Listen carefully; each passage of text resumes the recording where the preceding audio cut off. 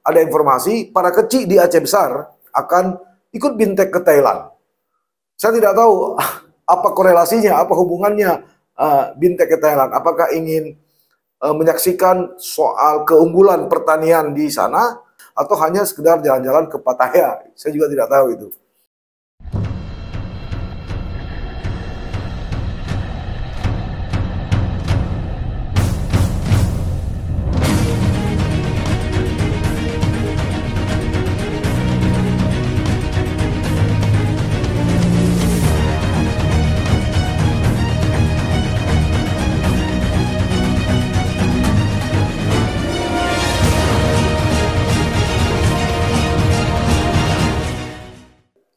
Assalamualaikum warahmatullahi wabarakatuh.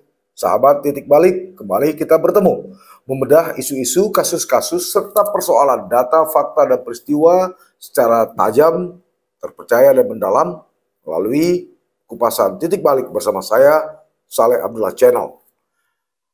Sahabat Titik Balik, setelah sekian lama, sepertinya menarik untuk edisi kali ini kita membahas soal bimbingan teknis atau bintek dana desa yang terus terjadi atau dalam tanda petik semakin menjadi-jadi dilaksanakan oleh lembaga non-pemerintah yang melibatkan seluruh desa dengan menguras dana desa di hampir seluruh Indonesia termasuk Aceh.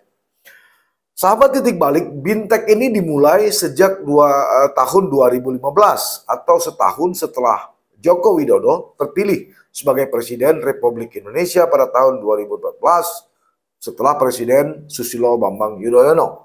Sebelumnya memang telah lahir undang-undang atau konsideran hukumnya adalah setelah lahir Undang-Undang Nomor 6 tahun 2014 tentang desa. Ini sekaligus menjadi langkah utama dalam mewujudkan kebijakan pemerintah guna meningkatkan kesejahteraan maupun layanan kepada masyarakat. Tapi ini akan terwujud jika memang undang-undang tersebut diterapkan secara sungguh-sungguh. Artinya ini akan lebih baik terwujud, akan lebih bermanfaat jika undang-undang dilaksanakan dengan baik. Maklum saja dengan diakuinya desa sebagai satu daerah otonom menjadikan desa memiliki peran utama dalam mengelola, memberdayakan, dan memajukan sumber daya yang tersedia, baik sumber daya alam maupun sumber daya manusia, sehingga pada akhirnya mampu menggerakkan roda pembangunan yang harus diiringi kesadaran dan pemahaman dari spirit otonomi desa tadi sebagai penggerak warga dan desa dalam kapasitas perangkat desa guna memahami tata kelola pemerintahan. Karena itu tentu saja dibutuhkan adanya bimbingan teknis atau bintek bagi masyarakat atau aparatur desa yang mempunyai tugas berat dalam menjalankan roda pemerintahan di tingkat desa. Apa tugas berat? Salah satunya adalah bagaimana mengelola dana desa yang rata-rata setiap tahunnya mendapat kucuran 1 miliar, bahkan ada 1 miliar lebih, maksimal 1 miliar, minimal 500 juta. Tentu saja tergantung pada luas wilayah, jumlah penduduk, dan sebagainya. Karena itu desa dituntut untuk mampu mengelola anggaran yang cukup besar itu, sehingga kepala desa dan perangkatnya mesti lebih meningkatkan kapasitas sumber daya manusia dengan berbagai kegiatan pelatihan atau bimbingan teknis tadi. Kegiatan peningkatan SDM aparatur desa ini menurut saya memang sangat membantu dalam peningkatan kapasitas dan kemampuan perangkat desa. Karena itulah muncul berbagai lembaga swasta atau non-pemerintah yang bergerak sebagai pengelola bintek. Tentu saja mereka berkoordinasi dengan sejumlah kementerian terkait seperti Kementerian Dalam Negeri dan Kementerian Desa, baik di Jakarta, di provinsi maupun di kabupaten serta kota. Lembaga ini tentu saja berbadan hukum dengan sejumlah aturan-aturan yang berlaku sebagaimana peraturan-peraturan lainnya. Apa dasar hukumnya? Yaitu Undang-Undang Desa Nomor 6 Tahun 2014 tentang desa, diikuti Permendagri Nomor 114 Tahun 2014 tentang pedoman pembangunan desa. Ada juga Permendagri 113 Tahun 2014 tentang pengelolaan keuangan desa. Ada juga Permendagri 112 tentang pemilihan kepala desa, Permendagri 114. Jadi 111, 12, 13, dan 14 tentang pedoman teknis peraturan desa.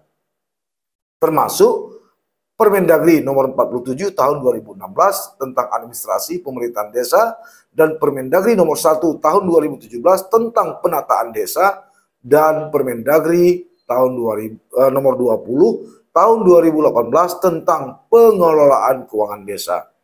Lantas bagaimana dengan Aceh? Di Aceh ada 6.497 desa atau kampung.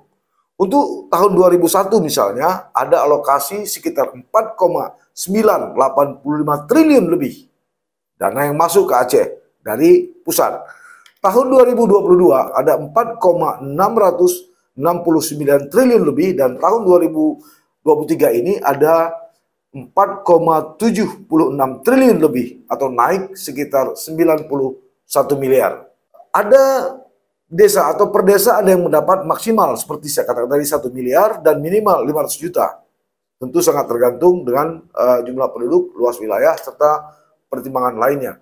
Nah, kalau per desa saja, kita ambil rata-rata, kalau per desa saja 15 juta per tahun untuk dana bintek, maka dana yang terkumpul dari 6.000 maksud saya, 497 desa, dikali rata-rata 15 juta, maka 1 tahun itu terkuras dana desa tadi 97,7 miliar lebih atau tersedot 2,09% dari 4,76 triliun dana desa di Aceh selama tahun 2022 lalu. Bayangkan jika dikali 5 atau 5 tahun, maka tidak kurang dari 488,6 miliar dana yang terserap dengan dalih bimbingan teknis. Lalu kemana saja uang itu terurai atau digunakan? Bintek saban tahun diikuti secara bergiliran. Pertama kepala desa, sekretaris desa, bendahara desa, kasih, kaur desa, badan permusyawaratan desa, dan BPD. Terus berganti-ganti. Ada yang 2 orang, ada yang 1 orang. Yang penting ada kegiatan dan aparatur desa ikut, uang desa juga terserap. Katakanlah kalau pelatihan itu dilaksanakan 2 atau 3 hari, tentu menginap bisa 3 atau 4 malam. Peserta diberi bimbingan teknis, juga kamar hotel, ada konsumsi, break, lunch, dan sarapan pagi. Peserta juga diberikan alat-alat tulis, pena, pensil, notebook, makalah, sertifikat, tas ransel eksekutif, termasuk jalan-jalan. Kalau di Jakarta ke anggota DPR RI asal Aceh, mereka diterima, dijamu, ya dijelaskan, bla bla bla. Ya, tentu saja ada dana partisipasi yang digunakan untuk pembiayaan tadi, yaitu dari 15 juta itu, katakanlah per desa 15 juta, bahkan ada yang 30 juta. Terakhir saya mendapat kabar, konon ada informasi para kecil di Aceh Besar akan ikut bintek ke Thailand. Saya tidak tahu apa korelasinya, apa hubungannya bintek ke Thailand. Apakah ingin menyaksikan soal keunggulan pertanian di sana? Memang Thailand dikenal sebagai salah satu negara yang sangat baik dalam sisi pertanian, baik melon, mangga, pepaya, dan lain-lain. Atau hanya sekedar jalan-jalan ke Pattaya. Saya juga tidak tahu itu. Mudah-mudahan ini apa jadi atau tidak gitu ya. Kemudian yang jadi masalah adalah haruskah bintek dilaksanakan di luar Aceh? Nah, selama ini bintek atau sejak berlakunya bintek itu dilaksanakan di Medan, Sumatera Utara, di Jakarta, Jawa Timur, Jawa Barat, Yogyakarta, Surabaya, malah ke beberapa daerah lainnya termasuk ke luar negeri. Alasan klasiknya itu karena persoalan narasumber. Alasan ini boleh tersebut kalau menurut saya terlalu mengada-ngada, sebab di Aceh juga banyak narasumber yang berkompeten dari berbagai perguruan tinggi. Selain itu juga lebih efisien jika mengundang narasumber dari kementerian terkait ke Aceh. Ambil contoh misalnya, dalam waktu dekat kabarnya ada 152 kecil di Kabupaten Aceh Barat Daya atau Abdia yang akan studi banding ke Yogyakarta. Kabarnya pada tanggal 15 Juli 2023 mendatang. Diduga perjalanan itu menguras dana desa sebesar 15 juta per kampung atau per desa. Osha Yurahman, Keci Sukadamai kepada Kecamatan Lembah Sabil, Kabupaten Abdiya kepada wartawan atau media pers membenarkan adanya rencana kegiatan ini. Menurut dia, kegiatan itu akan dilaksanakan selama 5 hari hingga 6 hari. Karena itu butuh biaya kontribusi 15 juta per desa atau per kampung. Nah, setahu dia memang banyak kecil yang minta pelaksanaan kegiatan ini. Karena itu setiap desa hanya mengirim 1 orang perwakilan, yaitu kecil, untuk diberangkatkan dalam kegiatan tersebut. Tapi untuk tahun 2023 ini yang menarik, ada satu langkah berani yang diambil oleh penjabat Bupati Biren, yaitu Dr. Aulia Sofyan.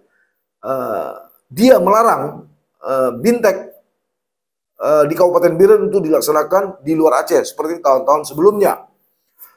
Keberanian Sofyan ini, Aulia Sofyan ini, dengan mengeluarkan satu surat kepada camat dan para kecil.